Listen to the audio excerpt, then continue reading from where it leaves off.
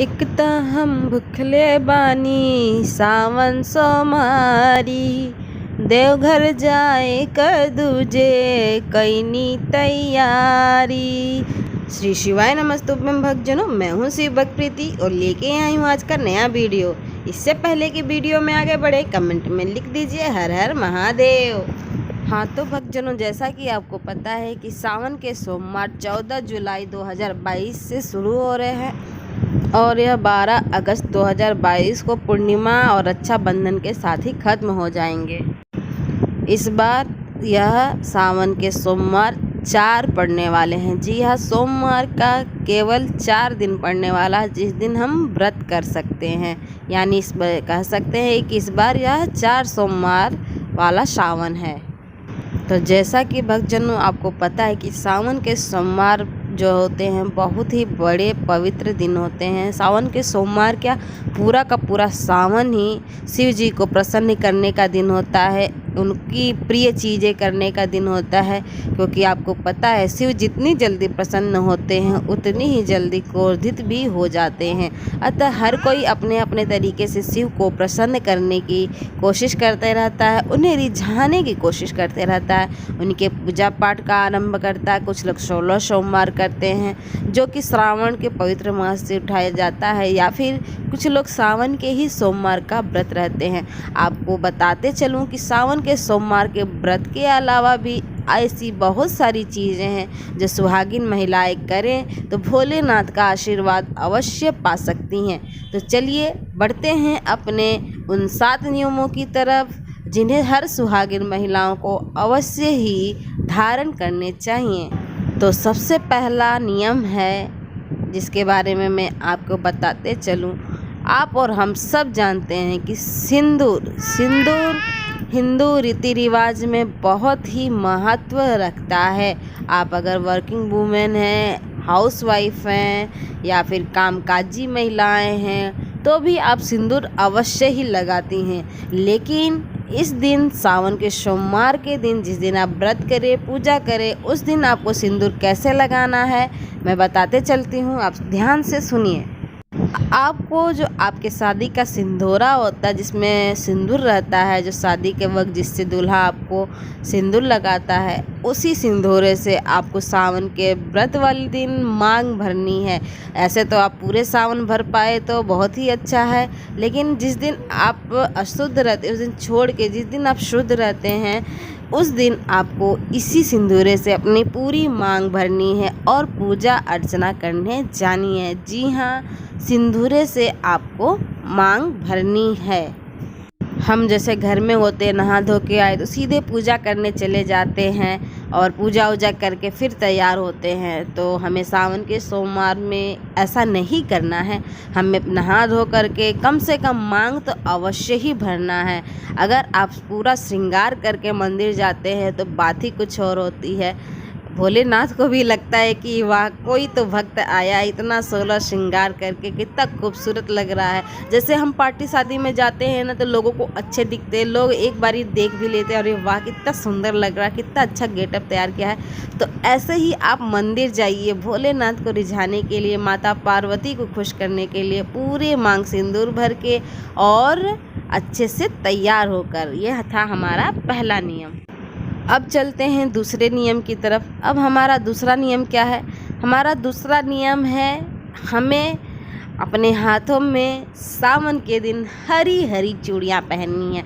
जी हाँ, और दिन आप पहने न पहने, 1 पहने 2 पहने, कम से कम 1 दर्जन हरी चूड़ियाँ ज़रूर ही पहननी है। सावन आने वाला है तो आप बाज़ार से हरी चूड़ियाँ ज़रूर खरीद के ले आएँ।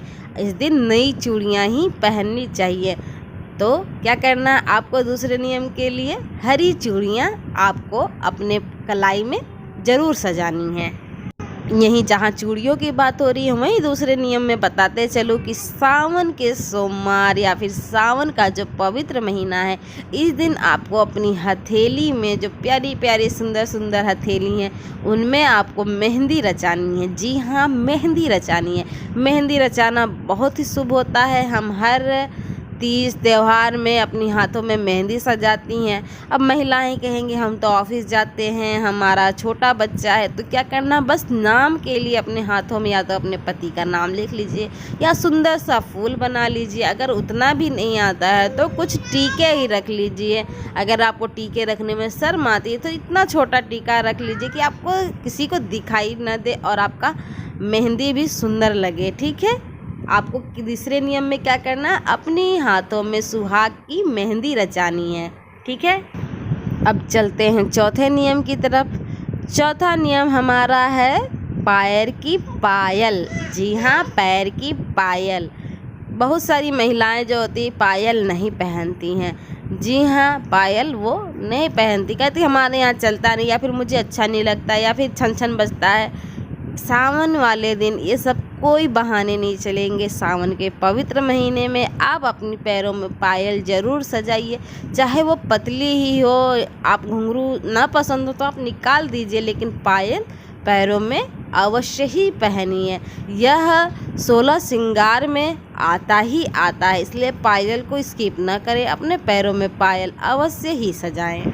अब आते हैं पांचवें नियम की तरफ। पांचवा नियम क्या है, हमें अपने पैरों में जो है कि महावर सजाने हैं। जो रंग लगाते हैं, लाल, गुलाबी, ऑरेंज, मार्केट में 3 तरह के रंग तो अवेलेबल ही हैं।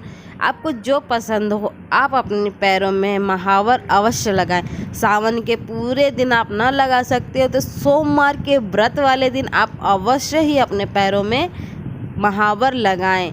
यह शुभ भी होता है, पवित्र भी होता है। हमारे यहाँ हर छोटी मोटी पूजा पाठ में महावर अपने पैरों में लगाया जाता है। ठीक है। अपने पैरों में महावर अवश्य ही लगाएं। अब आते हैं छठवें नियम की तरफ, जो बहुत ही महत्वपूर्ण है। हम में से बहुत सारी महिलाएं होती हैं गले में मंगलसूत्र हमेशा नहीं पहनती, क्योंकि अब सोने का मंगलसूत्र इतना भारी जो हमारी शादी का है, उतना लंबा लटका के कोई घूमती नहीं है। कुछ लोग होते हैं छोटा मंगलसूत्र गले में लगा डाल लेते हैं। तो आपको मंगलसूत्र अवश्य ही डालना है, चाहे वो छोटा डाले चाहे बड़ा डाले। तो आप भले रात को सोते वक्त निकाल दीजिए, लेकिन पूजा करते वक्त सोमवार के व्रत वाले दिन आप अवश्य ही गले में मंगलसूत्र चाहिए। ये सुहाग की बहुत बड़ी निशानी होती है, इसका अपना अलग ही महत्व होता है। तो आपको गले में मंगलसूत्र अवश्य ही पहननी है। अब आते हैं 7वें नियम की तरफ। आप तो पता ही होगा, अब जो है सावन जो है हरे हरे चीज़ों का प्रतीक है, तो आपको हरी साड़ी पहननी है। जिनके पास साड़ी है वो अवश्य पहने, जो ले सकते हैं वो खरीद के लेके आए, और जो नहीं ले सकते हैं कोशिश करें उनके पास लाल, गुलाबी, पीली किसी भी तरह की चुनरी प्रिंट में कुछ ना कुछ तो अवश्य हुई होगा, तो वह उसे ही पहने। लेकिन आप चुनरी प्रिंट या फिर जयपुरी राजस्थानी प्रिंट का या फिर जो गुजराती प्रिंट होता है चुनरी बनी होती है वो अवश्य ही पहने। ठीक है। क्या करना है, आपको हरी रंग की साड़ी अवश्य ही पहननी है। हमारे अपने से सुहागिन महिलाओं के लिए जो 7 नियम थे मैंने वो लगभग बता ही दिए। अब कुछ छोटे छोटे टिप है जो आपको बता देती हूँ लगे हाथ।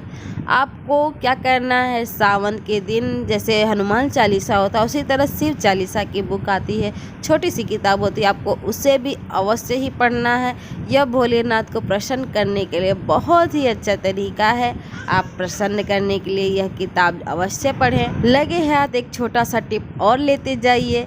आप जो महिलाएं सुहागन हैं वो भोलेनाथ को प्रसन्न करने के लिए अगर वो व्रत नहीं भी कर सकती हैं तो सुबह पूजा करने, जल चढ़ाने, बेलपत्र चढ़ाने शिवालय अवश्य ही जाएं। भोलेनाथ को प्रसन्न करने का यह मौका न छोड़ें। भोलेनाथ को प्रसन्न कर लीजिए और अपनी मनोकामना उनसे पूरी करवा लीजिए। अगर आप कोई व्रत का नियम उठाना चाहते हैं तो बहुत ही शुभ समय है सावन के सोमवार। हाँ तो भक्तजनों, आपको हमारा वीडियो कैसा लगा? वीडियो अच्छा लगा हो तो प्लीज़ लाइक, कमेंट, शेयर और सब्सक्राइब करना बिल्कुल भी ना भूलें और बेल आइकन को अवश्य ही दबाएं ताकि सावन के सोमवार से जो जुड़ा हुआ नए नए वीडियो हमारे चैनल पर अपलोड होते रहेंगे उनके नोटिफिकेशन आप तक अवश्य पहुँचे। मिलते हैं नए वीडियो में।